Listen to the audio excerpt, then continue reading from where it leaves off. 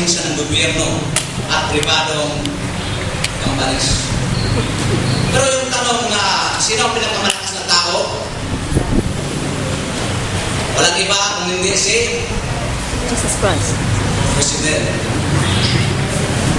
Sa Amerika, mayroon din silang malakas. Sa Germany, sa Thailand, Singapore. Lahat ng bansa mayroon pinakamalakas. Hindi yung mayaman. Kasi pwede ka maging mayaman, pero hindi ka ng presidente. Hindi ka rin malakas. Marami ka lang pira kung hindi ka makapangilihan masyado. Pero kung sino man ang pinakamataas na may posisyon sa gobyerno, yan ang pinakamalakas at sinasaludo at nirespeto at pinatatutan, lalo na sa mga bansang mahigpit na isang kasalanan, putok-putok, ang kamay, daliri, ano pang parusa o kamatayan agad-agad. May mga bansang ganyan. Sila ang may makapangyarihan at malakas. Sa mga Kristiyano, sa atin, sa loob ng Iglesia, sino ang pinakamalakas? General Secretary. Hindi ko pa alam. Hindi ko pa alam. How to become a strong Christian? Paano maging malakas tayo, Kristiyano? Paano? Binasa ni Pastor tungkol sa malakas. Sabi ni San Pablo, kayong mga anak ng Diyos, kayong mga Kristiyano, kailangan maging malakas. Mahalaga ba talaga yung malakasan? Yes. Mahalaga ba talaga yung malakas ka? Naku, napakalaga yun. Kasi, kung hindi malakas ang immune system ng katawan mo, kung hindi malakas ang karunungan mo, kung hindi malakas ang prinsipyo mo sa buhay, kung hindi malakas ang iyong pagkatao sa buhay, madali kang mabiktima, madali kang maloko, madali kang magkasakit. So, ang kalakasan ay mahalaga, lalong-lalo na sa mga Kristiyano. Bigyan ko kayo ng 4 na patakaran, tuntunin, reglamento o kautusan paano tayo maging malakas. Tandaan niyo ito, 4 lang sila. Sabi ni Mr. T. Horton sa English, I need a strength to keep me true and straight in everything I do. I need a power to keep me strong when I am tempted to do wrong. I need a grace to keep me pure when passion tries to take you. I need a love to keep me sweet when hardness and mistrust I meet. I'm not on earth and this before, but all is found in Christ my Lord. Number 1, napatakaran, suffer the hardships. Sino ang apostoles na matindi, masakap ang naranasan kahirapan? Alam ba niyo kung sino? San Pablo. Sa lahat ng apostoles, siya ang pinakamatinding hirap na talagang ay nabasa ko sa research na San Pablo ay namatay at nabuhay muli. Mayroong verse yan, namatay sa nabuhay muli. Pero ang kapagligtas na siya lamang ang napakatindi at walang katumbas ang kahirapan na naranasan sa kanyang buhay. Alam niyo yan, ang ating kapagligtas. Sa ating linggo sa Jesus Pedro, sino ang nakaranas ng matinding hirap, hardships? At anong klaseng hardships? Wala. Bakit? May bahay tayo, may trabaho tayo, may sasakyan tayo, may sweldo tayo, ang ating magulang ay may kaya sa buhay. Hindi natin naranasan yung karanasan ni San Pablo, hindi natin naranasan yung karanasan ng apostoles, hindi natin naranasan yung naranasan ni Kristo. So, wala pa sa atin yung tinatawag hardships. Ngunit ang hardships ay required ito upang maging malakas ka. Marami ng lindol ang Pilipinas, pero wala kang nalaala na isang building sa Makati bumagsak. Wala kang nalaala. Kung may mga building na sa katabi-tabi sa ibang lugar, pero ang Makati, building wala. Yung tsunami na umatake May bumagsak, may nawasak, pero may nanatiling pang building. Ibig sabihin, malakas. So, ang hardships ay required ito sapagkat hindi malalaman ang sarili mo, hindi malalaman ang iglesia natin, hindi malalaman ang pamilya mo, o ikaw mismo, na ikaw malakas kung walang hardships. Paano mo malalaman na ang building ay malakas kung walang lindol, walang bagyo? Paano mo malalaman na ikaw ay matalino at napakatalino mo kung hindi ka mag-aaral? Paano ka maging magaling na doktor kung wala kang pasyente? Paano nga? Paano ka maging magaling na abogado na magaling kung wala ka namang kliyente din at wala kaso ni atupag mo? So malalaman ang sarili mo kung ikaw ay malakas. At paano mo malalaman na ikaw ay magandang boses kung hindi ako makanta? At hindi ka sumasali sa champion at hindi champion. Na lumilipat kasi itong bansa para paglaban sa awit. Mayroon tayong mga magagandang mga singers sa Pilipinas at kilala sapagkat nanalo sa Japan, nanalo sa Thailand, sa Malaysia, saan pa dito sa Pilipinas. Doon malalaman natin mga kapatid kung ang ating mga Kristiyano ay malakas kung maranasan natin ang hardship. Verse 3:7, 2 Timothy 2:1. Sabi dito, ang sundalo malalaman lamang kung siya ay malakas kung siya ay nagtitrain at haharap sa digmaan. Haharap sa digmaan. Doon mo malalaman kung ang sundalo ay matagal matibay at uwing buhay. Ang isang atleta, malalaman mo na malakas kung dumanas siya ng training, lahat pakyaw, at magbuwagi. Hindi matatalo, magbuwagi. At malalaman mo ang isang magsasaka na malakas, na kahit maulan, mainit, kahit matagtag, matibay, matigas ang lupa, ngunit, ginagamit na ito ng mga paraan upang mapagtanim siya ng mga tanim kung anong dapat yung gusto at aabot pa ilang buwan, ilang taon bago aanin niya. Yan ang katatagan, lakas ng magsasaka, sundalo, at atleta. Ang Kristiyano dapat ganun. Hindi pwedeng wala tayong kahirapan. In one way or another, mahirap dahil wala ka ng trabaho, mahirap dahil wala ka ng sweldo, mahirap dahil maliit ang sweldo, mahirap dahil nakasakit o anumang mga bagay na problema. Dadanas tayo ganitong sitwasyon mga kapatid kung hindi man sweldo, mga sakit karamdaman.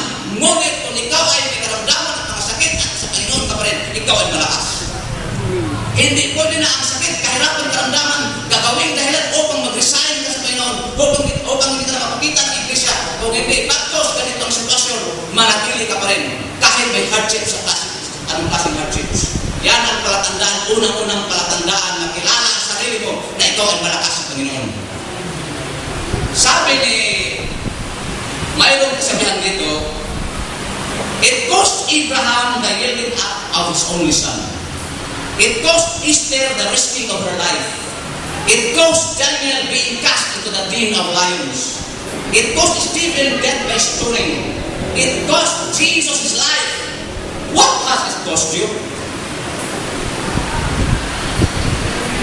Strength in the Christian life comes from accepting the hardships, disciplines, trials, sacrifices as the will of God for our lives, as He seeks to bring us to full maturity as His children. Pangalawang patakaran, stand on the promises. Politika, maraming mga pangako. Kalahati o one-third na pako. Tayong mga mister, may mga pangako sa ating wives. Ang wives naman may mga pangako sa kanilang mga mister. Darling, syota, may mga pangako yan sila, mga plano sa buhay. Ang pangako, promises, ang kahalagahan ay tumutupad na ito. Walang halaga kung hindi matutupad. Ngunit ang Diyos kung mangako siya ay tinutupad na rain or shine. Whether talikuran mo siya o talikuran habang buhay, ang promises niya ay nakatayo pa rin. Hindi ito matatina kahit anong problema sa tao, sa lipunan, sa mga gobyerno, kung anong mangyayari sa ating bansa, sa buong daigdig ng mundo. Ang promises ng Panginoon ay matatak, matibay at totoo. At ang Diyos ay hindi nagsisinungaling at hindi niya kaya magsinungaling. That's why, ang isa sa patakaran upang maging matatag ang mga Kristiyano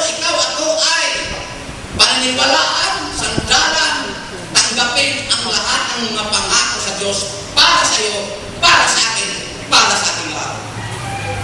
Pangatlo ay study the Word.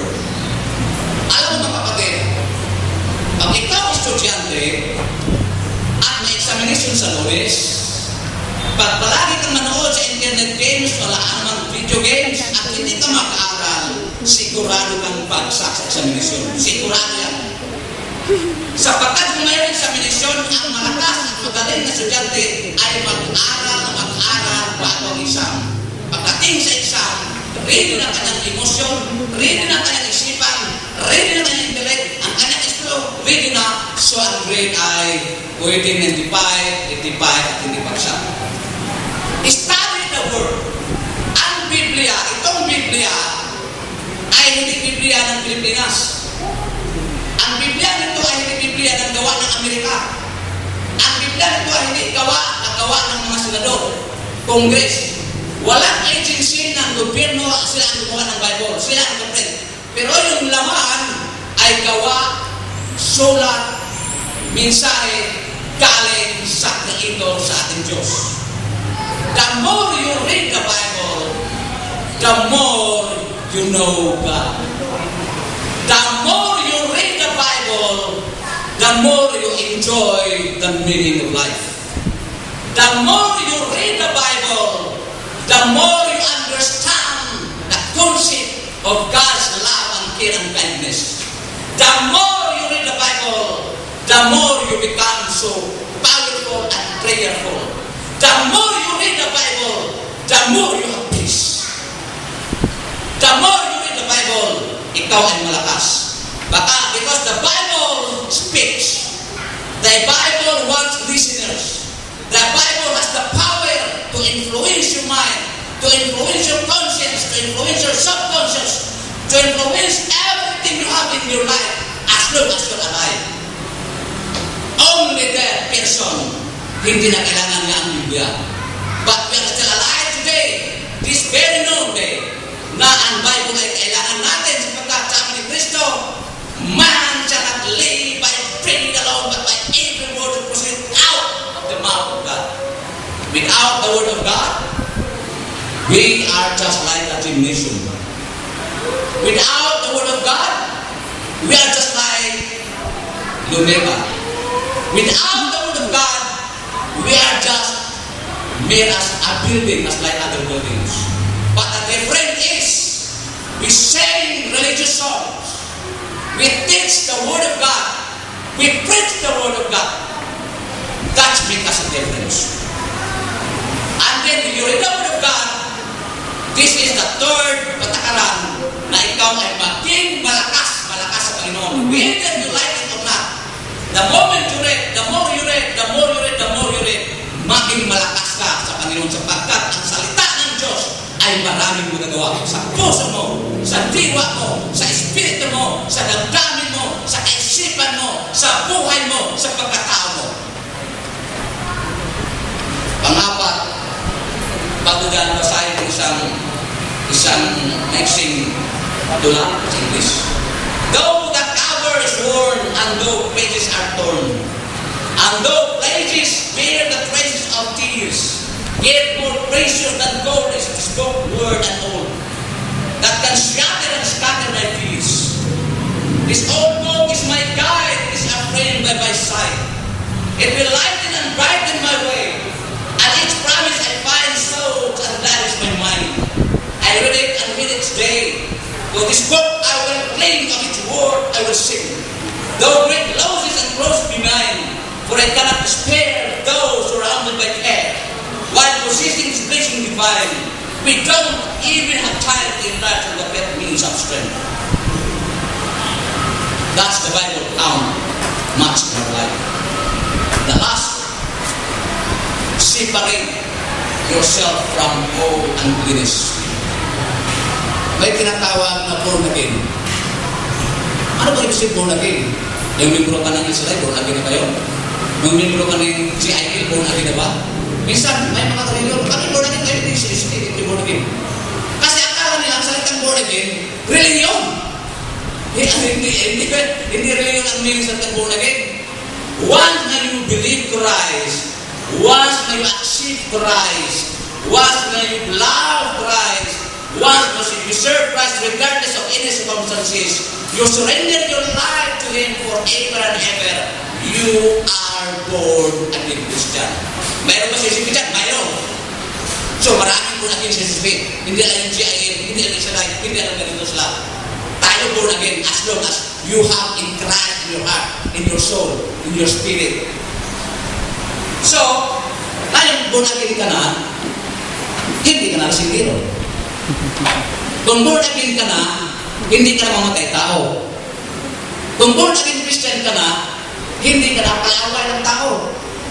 Kung born again ka na, ang gusto ng Diyos, gusto mo na rin.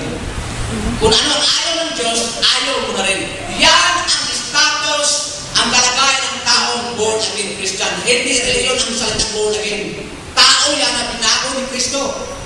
Tao yan na binago ni Kristo. As I said, ang salitang born again, hindi reliyon, hindi sikta, hindi reliyon. Kung hindi tao yan na binago ni Kristo, kahit minsan-minsan nagkamalit mo kasala pa. Mga kapatid, sino ba ang mga tao sa Biblia na malakas? Samson.